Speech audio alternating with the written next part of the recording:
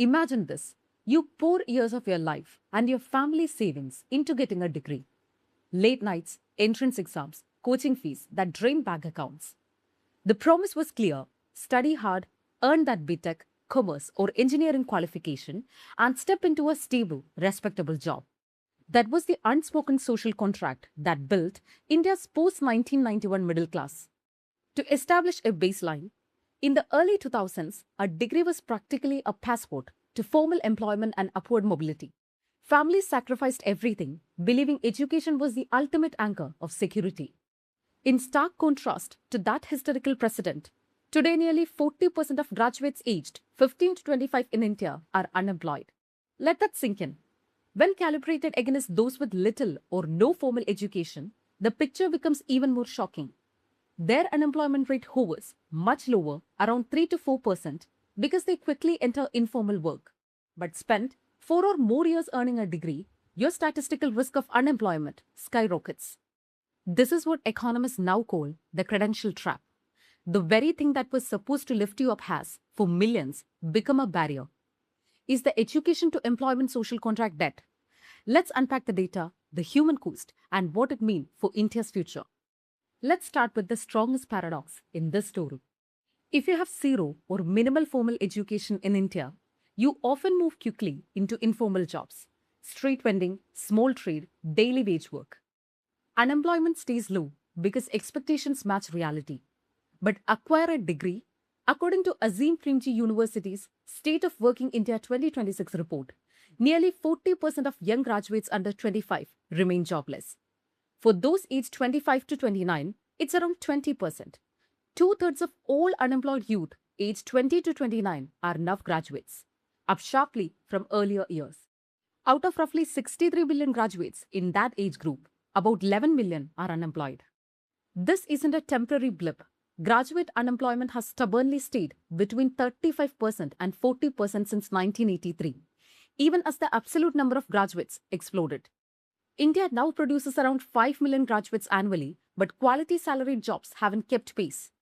Less than 7% of male graduates secure a permanent salaried position within 1 year of actively looking, and only about 3.7% land white-collar office roles.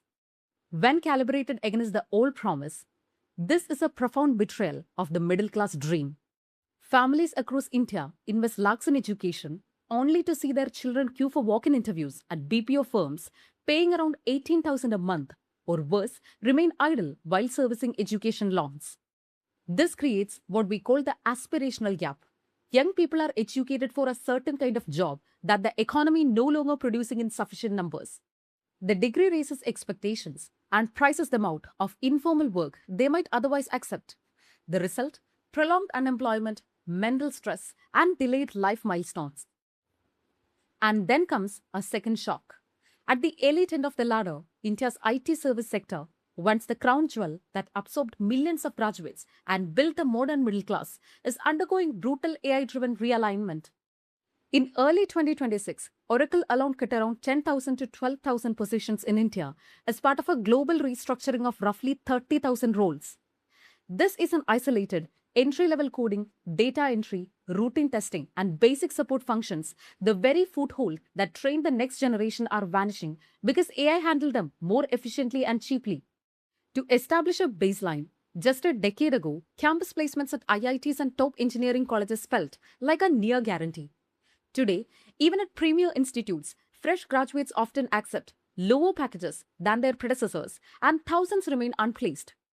When calibrated against the scale of disruption, Niti Aayog and industry voices have long warned that AI could impact millions of IT and customer services roles by 2031.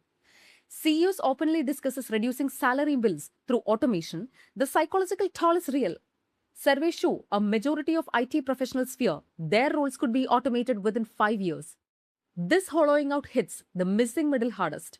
India never built a massive labor-intensive manufacturing sector to absorb the millions in between agriculture and high-end services. The result? Compression at every level. So, how is a country of this scale surviving when its most educated youth struggle while elite sectors automate? The mechanisms are fragile and reveal deep strain. First, aspirational delay. Millions park themselves in the parallel coaching economy, now valued at around 58,000 crore.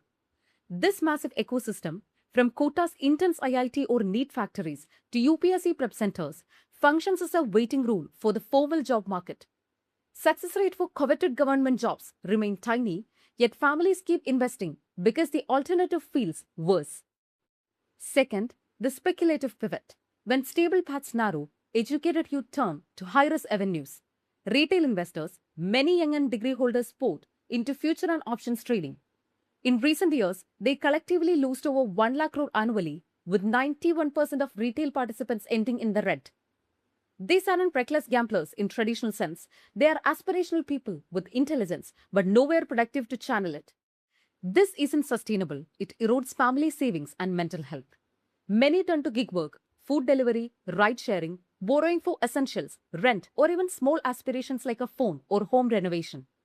Nearly half of Indian families carry personal loans, with young borrowers often devoting large portions of income to debt servicing. Many families know this pressure personally. I have heard stories from viewers like you, brilliant cousins or friends who aced exams only to face this treadmill. The frustration is real and it's shared across the country. There is also a larger geopolitical angle. India is in its demographic dividend phase, a rare window where the working age population far outnumbers dependents. But this window peaks around 2041 and begins closing rapidly afterward.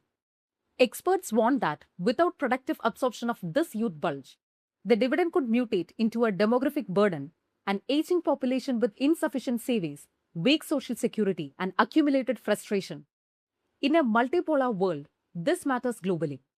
India's consumption drives 60% of its GDP. When the middle class, the engine of post-reform virtuous cycle, stalls on a treadmill of rising cost and stagnant real income growth, demand weakens, affecting everything from fast-moving consumer goods to car sales to overall economic momentum. Politically, this class of taxpayers is large enough to bear burdens, but too diffuse for targeted attention.